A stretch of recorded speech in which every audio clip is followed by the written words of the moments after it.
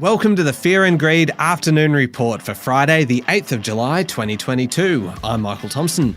Every afternoon, we've got the 5 stories that happened today that you need to know about, so let's jump into it. Story number 1, the S&P ASX 200 finished the day up 0.5% to 6,678 points. That takes the local market to a 2.1% gain for the week, its best since mid-March.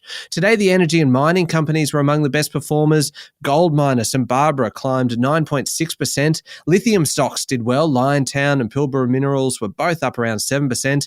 Mineral Resources closed 4.6% higher. Gold miners Whitehaven and New Hope both outperformed. Iron ore miners BHP, Fortescue, Rio Tinto, all up under 1%. The banks were slightly down. It was a great day for tracking device company Life360. It surged 14.3% on no real news. Gaming group Sky City Entertainment was the worst performer, down 6.5%, with global packaging manufacturer Aurora next, down 5.9%. Story number 2, Japan's former Prime Minister Shinzo Abe is in a critical condition this afternoon after an assassination attempt during a campaign speech today.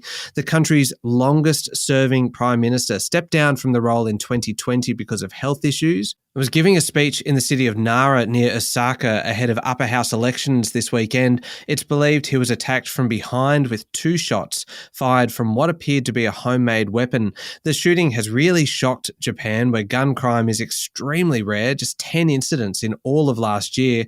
Current Prime Minister Fumio Kishida has called the attempt on Shinzo Abe's life barbaric and malicious and said the doctors were doing everything they can to save the 67-year-old. Story number 3, New Zealanders living in Australia and Australians in New Zealand could gain more rights under a plan outlined by the 2 leaders of the countries this morning. Anthony Albanese and Jacinda Ardern will work towards a timeline ending Anzac Day 2023 to introduce the changes which will allow easier access to citizenship.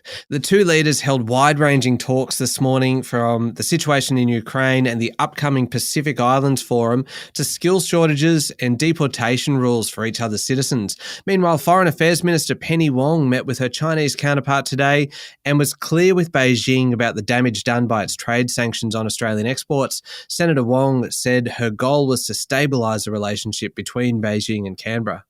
Story number 4, Magellan, the one-time rock star of the local funds management industry, is having a very tough time of it.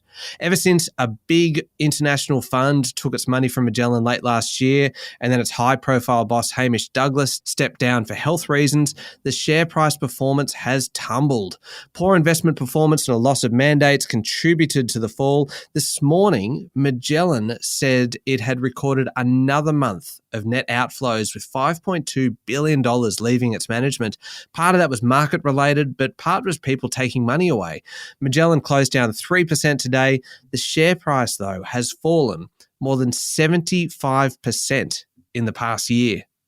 Finally, story number 5 this afternoon. Britain is still recovering from the events of the last few days after Prime Minister Boris Johnson stepped down from the top job following 50 MPs deserting him. Mr Johnson wants to hang around for another couple of months until a successor is chosen in September. Though there is plenty of pressure on him to go earlier, it is quite the hangover for the Brits. Not many people could polarise a crowd quite like Boris Johnson. Prime Minister Anthony Albanese wished him well and said he hopes the UK Conservative Party picks a consensus candidate. Former Australian Coalition Attorney General George Brandis said he was the most consequential leader since Margaret Thatcher, particularly around foreign policy. That's it for the afternoon report for Friday, the 8th of July, 2022. Sean Aylmer, Adam Lang and I will all be back tomorrow morning for the weekend edition of Fear and Greed. I'm Michael Thompson. Enjoy your evening.